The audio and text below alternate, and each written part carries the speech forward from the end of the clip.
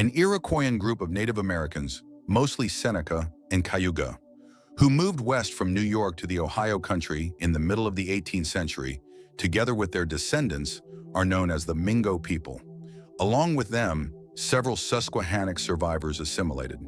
These migrants were referred to by Anglo-Americans as mingos, a corruption of the Eastern Algonquian term mingwe, which refers to Iroquoian-speaking people generally. Ohio Iroquois and Ohio Seneca are other names for the Mingo. In the early 1830s, the majority were compelled to relocate from Ohio to Indian Territory as part of the government Indian removal program. When property was distributed to individual households in a government assimilation campaign linked to the Dawes Act, 1887, and eradicating Indian claims in order to prepare for Oklahoma's admission as a state, 1907, they lost ownership over communal lands around the turn of the 20th century. The ancestors of the Mingo reconstituted as a self-governing tribe in the 1930s. In 1937, the federal government acknowledged them as the Seneca Cayuga tribe of Oklahoma. The name Mingo comes from the Delaware Lenape term mingwe or mingwe, which means stealthy in their Algonquian language. The 5 Iroquoian League countries and the Susquehannock, another Iroquoian-speaking group, were referred to as Minqua or Minqua in the 17th century, sometimes referred to as Blue Mingo or Black Mingo due to their wrongdoings. The Mingo had a poor reputation. As part of a migration of Native American tribes away from European pressures, the Mingo people moved to the Ohio country along the river in the middle of the 18th century. The area had been sparsely populated for decades, but was under the Iroquois League of the Five Nations' control as a hunting ground. According to some, the Mingo dialect that predominated in the Ohio Valley during the late 17th and early 18th centuries is the one that most closely resembles Seneca language. France lost the French and Indian War, 1754 to 1763, and gave Great Britain its territory east of the Mississippi River. After the British gave the Cayuga people of the Five Nations a reserve near the Sandusky River, many of them also relocated to Ohio. There, the remaining Mingo Confederacy and the Algonquian-speaking Shawnee of Ohio joined them. Seneca, Wyandot, and Susquehannock people who spoke Iroquoian, Tutelo people who spoke Siouan, and Shawnee and Delaware migrants who spoke Algonquian were all increasingly represented in their communities. These peoples in Ohio began acting more autonomously, even though the Iroquois Confederacy had claimed sovereignty and hunting rights over a large portion of the Ohio River Valley since the late 17th century.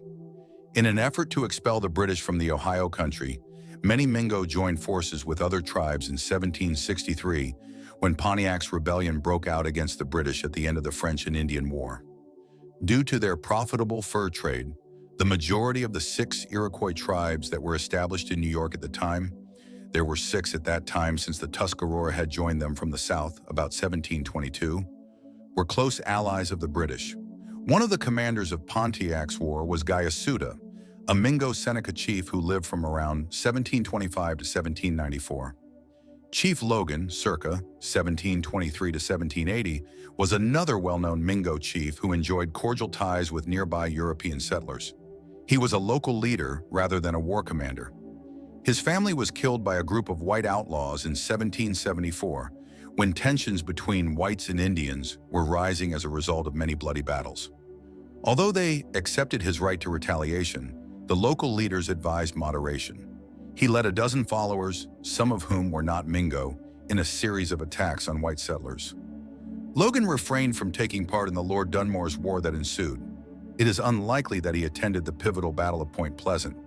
Instead of attending the peace conference, he wrote Logan's Lament to voice his concerns about European expansion.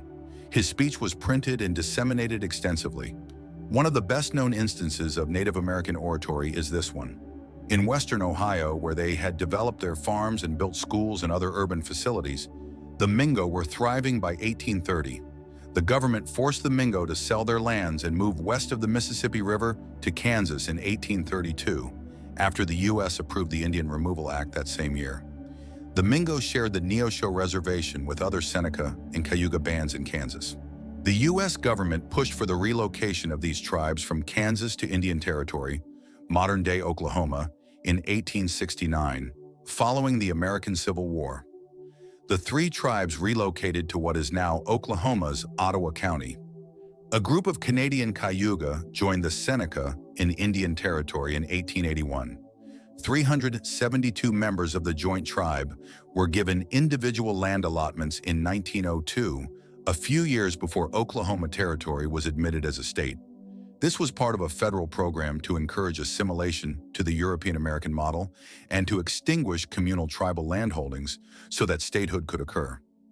In the decades that followed, they lost a significant portion of their holdings as a consequence. The ancestors of these tribes re-established in 1937 to re-establish self-government following the passage of the Oklahoma Indian Welfare Act. They obtained federal recognition and designated as the Seneca Cayuga Tribe of Oklahoma. The tribe now has more than 5,000 members.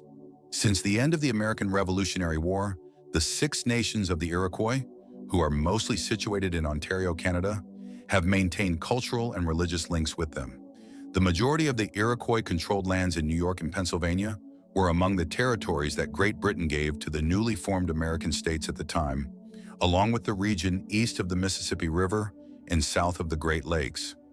In their ancestral home of New York State, several of the 6 nations have bands with reservations. These governments are acknowledged as distinct tribes in the United States. John Neal's Gothic book, Logan, 1822, heavily features Logan and the Mingo in the aftermath of Lord Dunmore's War.